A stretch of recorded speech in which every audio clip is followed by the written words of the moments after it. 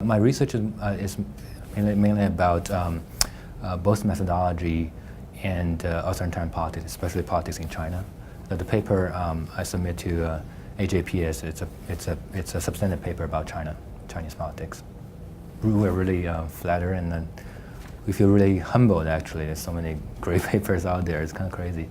Once we know the time we knew that we got a publication at AJPS, we felt really really privileged, but not to mention winning an award. But it's really, I think it's really a recognition of doing research on countries like China. People want to know more about China. It used to be very hard to do research on China, but with the help of new methods and new data, we actually be able to know more about authoritarian politics in China. We used to think that politics in authoritarian countries are opaque. Yeah, it is opaque, and it's sensitive, but I think we're be able to, the field is moving towards the direction that we, with the help of new methods and new data, we are able to do more, to know, trying to have a better understanding of how the system works. I think it's, broadly speaking, it's about how we can understand a non-democratic system, how this system works in a very broad sense. Mm-hmm. Particularly for this paper, we are interested in how and why and how local officials in China are responsive to citizens' needs, because we used to think that, at least in mindset of Americans, that because of the lack of electoral competition, those local officials would not be responsive to citizens' needs. But if you look at the numbers, it's kind of surprising that almost 30% of the cases the local officials actually are responsive, providing information that ordinary people request.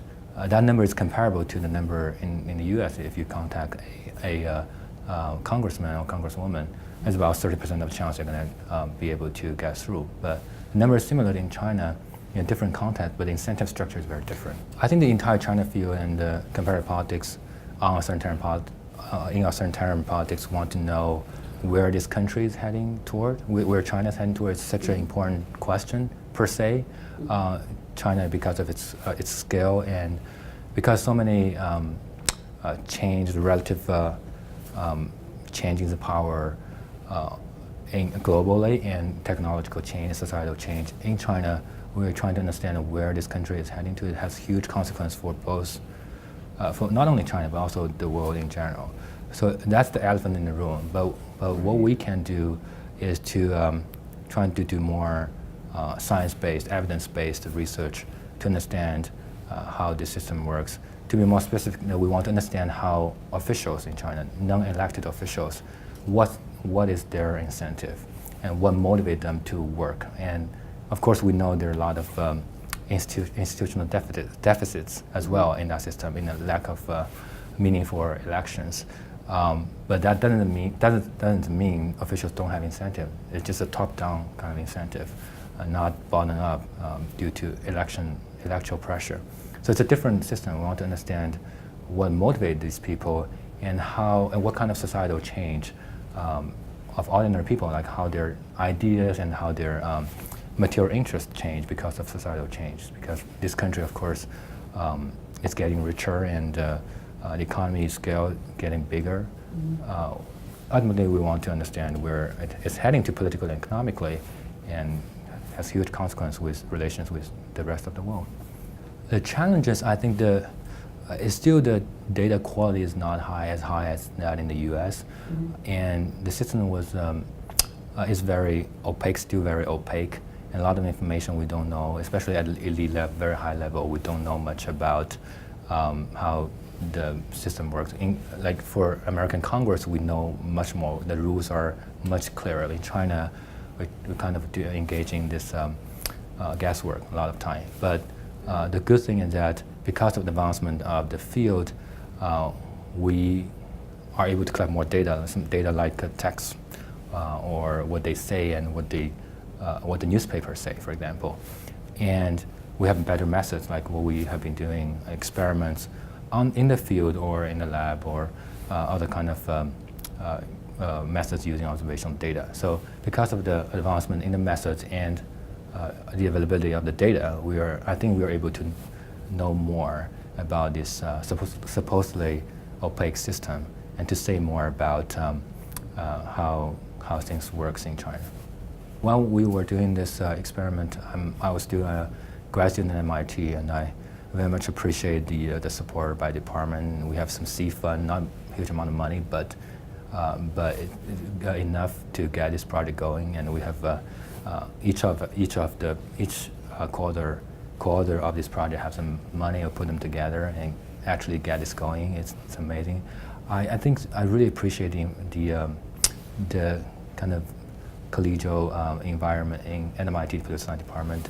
The support was intellectually and financially. I think it's more about faculty members working with grad students. Mm-hmm. Now I start to become I become a faculty member. I appreciate how much support I actually receive from them. It's a really nice place to do your PhD, I think. Yeah, I think it's less about money, more about generating ideas and mentally support you and intellectually give you advice. I think that's the most part. I learned a lot from the senior senior scholars in the China field. People like Liz Perry, Lily Tsai, Jing Oi, Kevin O'Brien, Rob McFarland. Many of them are my teachers. Some are not, but I read their work. Mm-hmm. I think they know China so well. They're mostly foreigners, not native Chinese, but they go to the field so often, know the reality and what's happening on the ground so well. I think our generation, have not been doing as much on that front. Most of us just crunch numbers in front of computers. I grew up in China, so I know some of China because of my living experience. But still, I feel like many of the places I haven't go, I don't know the field good enough. So we actually get intuition of a research by talking to people, right? Talking to the political elites or ordinary people. I think we should do more of that. And their generation, they know the history, and they know the field, and people, the people incentives so well. So I think that's something I really obliged to. And also, I think another line of work I appreciate a lot is the work by some economists studying China in the U.S. And UK, people like Yiqing Xu at LSE and Gerard Rowland at Berkeley and Chen Yi, originally from Berkeley. They started this field of transitional economics on China, and still today the analytical framework of how the system works, the officials competing with each other, still we are using their framework. So I learned a lot from these two group of people, and they're talking to each other, of course. And also, I think I would add, because I'm a methodologist as well, I very much appreciate my advisors, who are mostly Americanists and methodologists, like Jens Hamüller, Tepe Yamamoto, James Snyder. And I think I learned a lot from them on the methods front, so we can combine both the methods and the intuition, a series on China, and I think making the research on China better, gradually moving forward. I still remember I making decision between going to econ department or going to a policy department. I was trained as an economist for almost 7 years, and I was making this decision. I remember one advisor of mine told me that you should probably go to a policy department because the politics becomes the center of understanding China in the next 10 years or 20 years. Because since the reform in the '89, we've seen a lot of change in the realm of economics.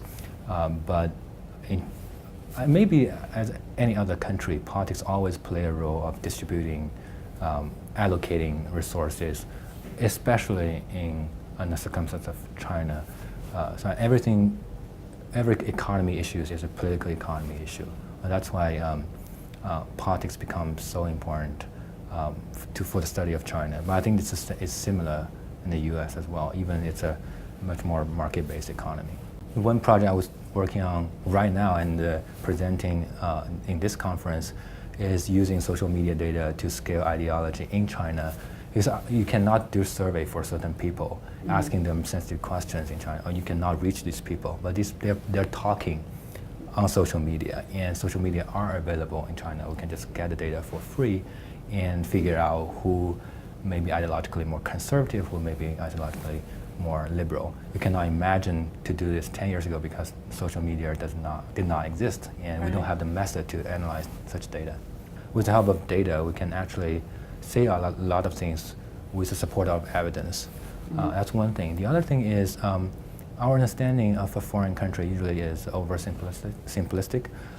We tend to focus more on regime type and whether this institution is better than the other in a very with a broad brush. But I think it's a time that we actually focus on the details and the incentives, and from a micro level perspective to ask more, to some extent, a narrower question, but get better answer to understand the institutional details of a certain country.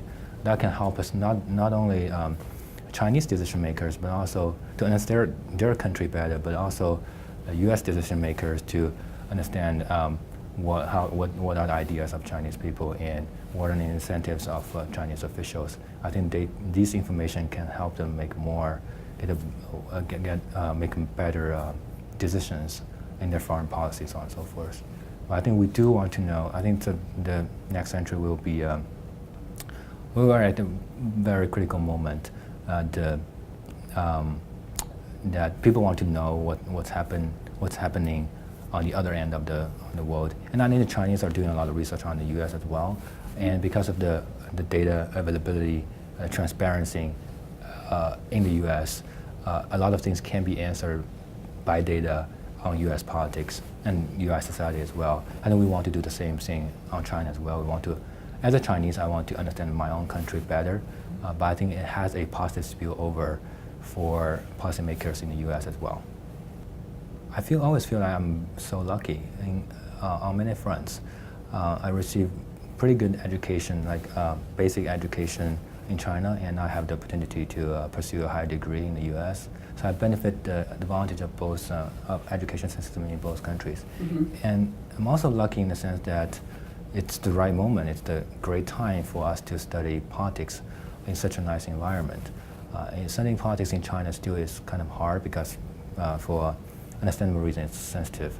But in America, at this point, we have more data, as I said, we have more methods, and we have more interest. Like in the general audience or scholars are interested in politics in the U.S. and in China.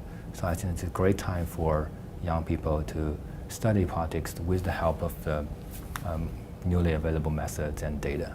That's very exciting. And I also see that my skill set is transferable to other disciplines, and people in CS, people in economics, people in sociology, we all come together and think about social and political issues. The boundary becomes blur, but we are thinking about really important issues. And I see that the boundary between American politics, comparative politics, and the China field really becomes less and less important, and people are converging on the methods, and we learn a lot from American politics, and I think Americanists also want to know more about China. So this has really become a great moment for students or young scholars to do research on politics in general.